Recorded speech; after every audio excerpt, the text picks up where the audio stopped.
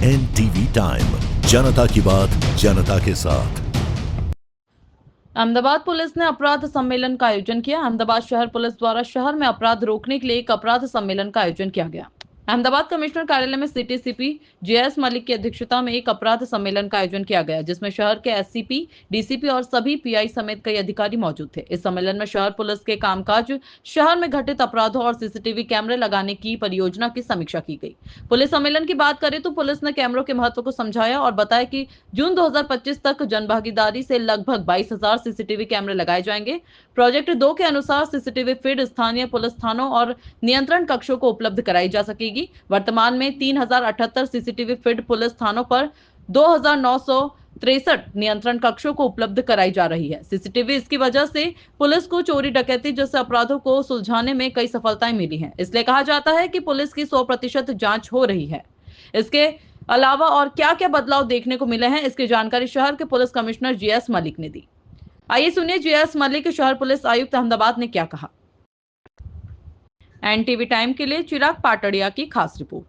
આજે આપણે અમદાવાદ શહેરમાં છેલ્લા 6 મહિનાના જે ગુનાઓ છે એની સમીક્ષા કરવામાં આવી અને એક ઓર મુદ્દા જે અગત્યના લીધા છે, બાકી પણ મુદ્દાઓ છે, સીસીટીવીના છે। તો ક્રાઇમની સ્થિતિ આમ એકંદરે જોઈએ તો કાબુ હેઠળ છે। સતત આપણે ફર્સ્ટ પાર્ટના જે ટોટલ બધા સિરિયસ ગુનાઓ જે ગણીએ, જેમાં દાળ લૂંટ, ખૂન, મારામારી બધી આવે છે, એ થોડું घटी रो छे।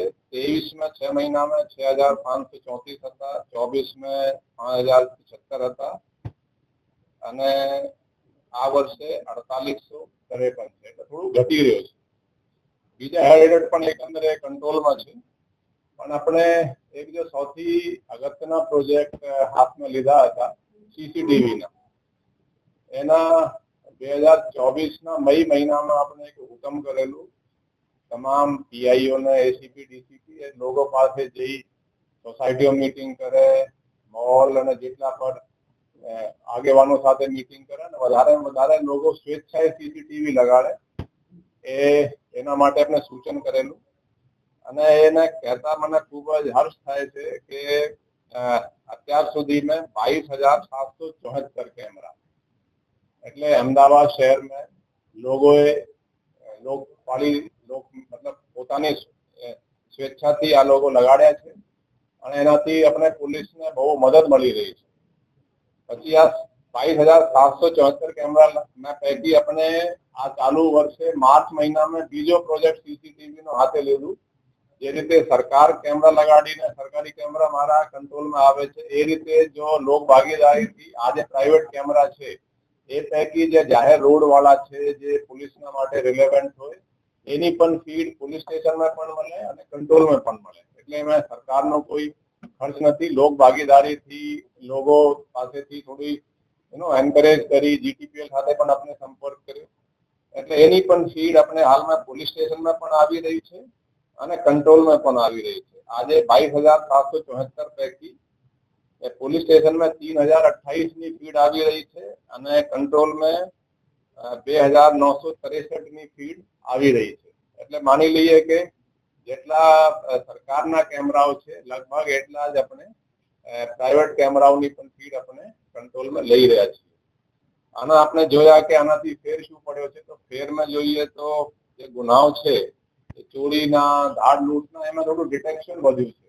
દાખલા તરીકે આ લૂંટના જે ગુનાઓ છે ચાલુ વર્ષે 100% કે 100% ડિટેક્ટ છે, 36 થયા હતા અને ગયા વર્ષે ડિટેક્શન 87% હતા।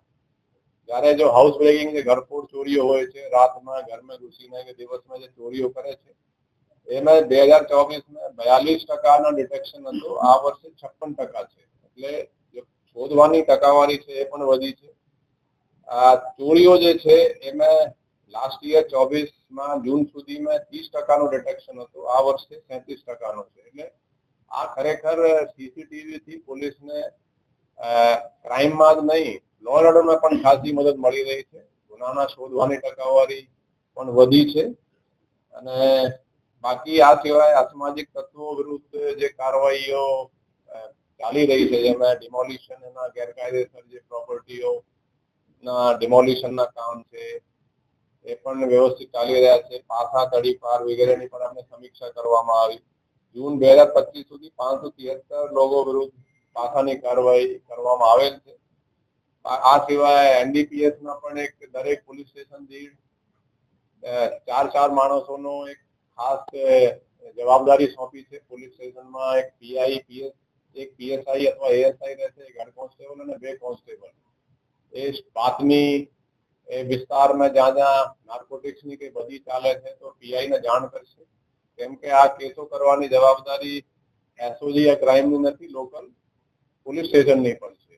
એટલે વધારેમાં વધારે કેસો શોધે, કાર્યવાહી કરવામાં આવે એ રીતેની આપણે સૂચના આપવામાં આવી છે. એકંદરે કહી શકાય કે જેટલા પણ પડકારો પોલીસને મળ્યા છે, દાખલા તરીકે આ એર ક્રેશની ઇન્સિડન્ટ હતી, એના પણ વ્યવસ્થિત રીતે પોલીસે ટેકલ કર્યા.